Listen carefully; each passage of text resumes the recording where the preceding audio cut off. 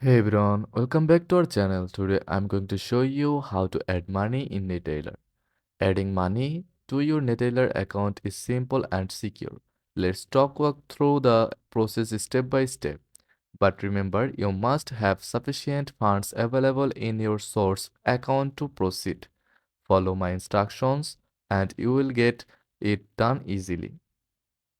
After logging into your Neteller account, go to the home page and click on the Add Money option. Next, enter the amount you want to add to your account. Make sure it's within your available balance from your chosen payment source.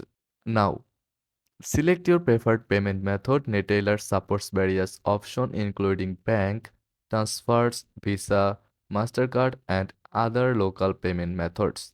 If you are using a payment method for the first time, you will need to enter the required details such as your card number or bank account details. Review all the details carefully and when you are ready, click confirm or continue. Depending on the method you choose, you may need to complete additional verifications such as entering a one-time password, and that's it. Your money will be added to your Neteller account shortly. Stay secure and enjoy the convenience. Thanks for watching.